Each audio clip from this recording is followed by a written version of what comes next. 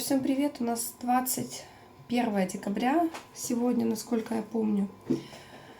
Середина дня, уже на часа 4, полчетвертого сейчас. Мы сегодня, во-первых, очень долго спали. Ну, точнее, как, мы проснулись рано, встали поздно. Просто не было ни сил, ни желания. Я опять полночи кашляла.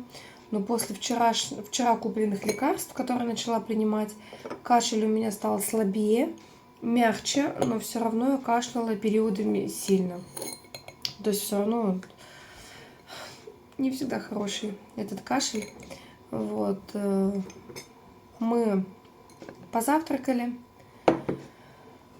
Потом я упаковывала посылки на Новый год, потому что мне и подружка написала, что пришел заказ, нужно его забрать на Валберес. В подарок на Новый год мне от нее, от свекра со свекровью пришла посылка, надо ее забрать. А им подарки у меня куплены очень давно, ну вот прям очень давно. У меня вот частично я свекру со свекровью вчера подарок забрала, а частично у меня уже с ноября они готовы. То есть я действительно заказывала подарки новогодние еще начиная, наверное, с сентября. Все делала заблаговременно, потому что и в стране непонятно, что происходило. И в моей жизни тоже. Я все это купила заранее. Все это складывала в один большой пакет. И из-за этого своего гриппа мне просто некогда было все это рассортировать, запаковать и отправить. А сейчас уже время идет, поэтому я начала запаковывать подарки. Потом мы с Пашей сходили в продуктовый в нашем доме. Купили продукты, у нас почти все позаканчивалось. Пришли домой, вот я приготовила обед, мы покушали. Паша и до того, как мы ушли, и сейчас работает, у него сегодня очень напряженный день, тяжелый. Вот. Меня дергают с администрации, потому что именно сегодня были торги по реновации, которые я вела.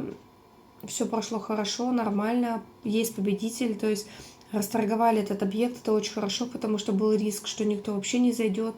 Я очень рада, что расторговали его. Вот.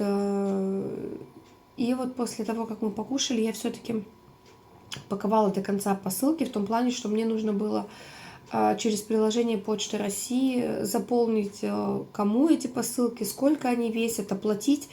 Я все это сделала заранее, распечатала все вот эти вот извещения, наклеила на коробки.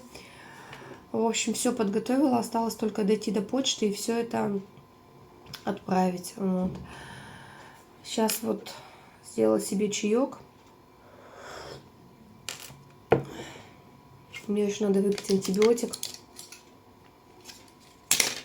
По вечерам их пью. Надо выпить антибиотик, надо... Паша сейчас с братом там какие-то рабочие вопросы обсуждают по банкротству. Вот они сейчас, да, обсуждают, мы сходим на почту. Вот, ну и потом уже все остальное. У меня сегодня в планах было прибраться в квартире, постирать, полы помыть, но у меня сегодня сильно болит горло. Вчера оно не болело, только кашель было. Сегодня оно опять болит. У меня сильная слабость. Я вот посылки даже пакую, потом мне нужно сесть, посидеть или полежать, потому что плохо себя чувствую. Поэтому не стала убираться, только посуду помыла. Ее почему-то все равно очень много. Мы когда кухню проектировали, нам сотрудница говорит: вам точно нужна посудомойка? У вас очень маленькая кухня, может быть, вы без нее? Нет, она нам очень нужна, потому что, ну вот правда, посуды копится очень много, очень. Особенно, когда вот очень много работы, и неважно, дома ты работаешь или ездишь куда-то на работу, у тебя очень много работы, у тебя очень много всего, и, допустим, у меня есть время, чтобы что-то приготовить, я готовлю очень много сразу, чтобы было на несколько дней, а посуду мыть, мне просто некогда. И я, как правило, я ненавижу оставлять посуду на утро грязную, вот это, просто кошмарно.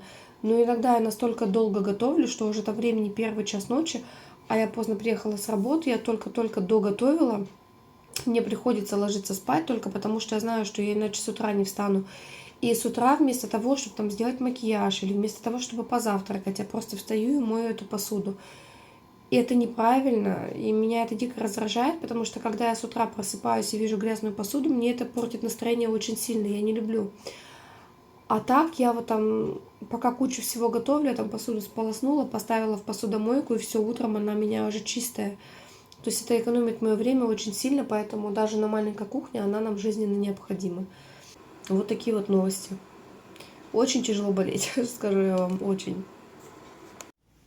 Посмотрите, какой у нас океан. Это что такое? Я, честно говоря, в шоке. Я вообще случайно заметила, подошла к окну цветы полить. А у нас просто огромная лужа. Там вот, где голуби едят, там вообще тоже такое ощущение, что на корке льда. Обалдеть. Там, видимо, оттепель. У нас, видите, вот эта вот штучка упала. Опять упал внешний короб, короче говоря, со стрелочкой. Надо просто это все будет счистить весной и новый приклеить. Поэтому не знаю, какая температура. Вот эти голубь купается.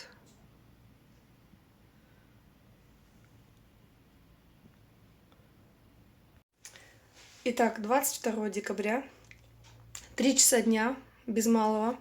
Я, видите, вышла из душа. Для меня это прорыв, потому что я нормально помылась. Вымыла голову на несколько раз с масочками, с бальзамами. В общем, я чувствую себя белым человеком. Мне сегодня чуть-чуть получше, хотя с утра все равно была дикая слабость. У меня почему-то не имеет одна нога левая. Ну, я думаю, это все временно. Поэтому, проводив Пашу в суд, он уехал сегодня в Химки рано, я пропылесосила полы, подмела полы. Точнее, не пропылесосила полы, помыла полы, вымыла все раковины, унитазы, плиты. Залезла в шкаф наш, который основной со стройматериалами, освободила одну достаточно большую полку и еще часть второй полки, чтобы во время ремонта вот этой вот кухни туда можно было поставить, во-первых, часть посуды, во-вторых, может быть, духовой шкаф и микроволновку. В общем, освободила там пространство. Сделала ходатайство на завтра в процесс, в который нужно поехать мне. Сделала поэтажный план квартиры нашей с учетом перепланировки, потому что предыдущий я немного там неправильно сделала. Вот. Сходила в душ, привела себя в порядок. Паша уже вернулся из суда, там все вовремя началось, он очень быстро вернулся. Ну, я сейчас пришла на кухню, хочу приготовить что-то покушать. И вытащила чай. Я покупала еще, наверное, месяца полтора назад, я еще в администрации работала. Я покупала несколько упаковок разных чаев, чтобы докладывать их в подарочки новогодние. Но это мило и приятно. И одну пачку вот такую вот еще покупала.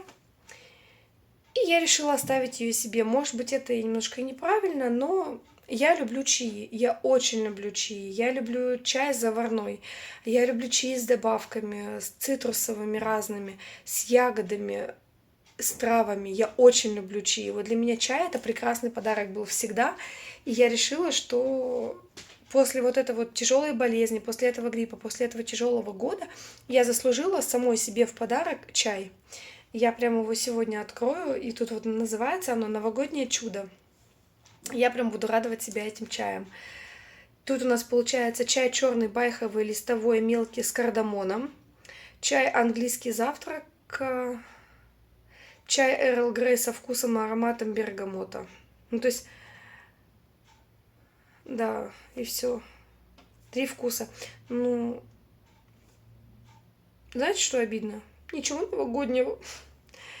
Я не читала, с чем это чай, когда покупала. Я просто видела подарочная новогодняя упаковка. Я думала, это будет чай там с корицей, с яблоком, с ванилью. Такие новогодние всякие запахи, с цитрусовым.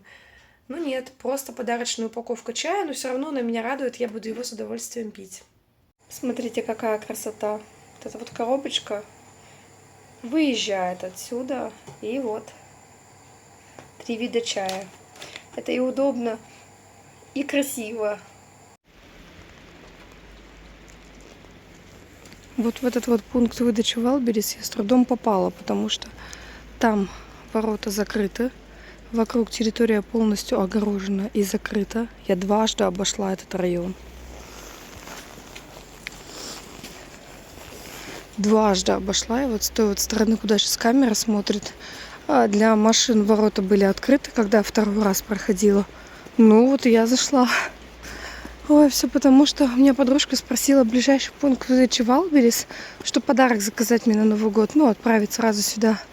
И я выбрала этот, он действительно ближайший ко мне, он же мой дом. Но я никогда здесь не была, я не знала, что здесь вот так вот все устроено и закрытая территория полностью. Ну, хорошо хотя бы попала. Потому что я уже думала, если я сейчас второй раз обойду и не попаду, я уже уйду домой, потому что сил нет тут бродить. Ну, в общем, не зря, слава богу.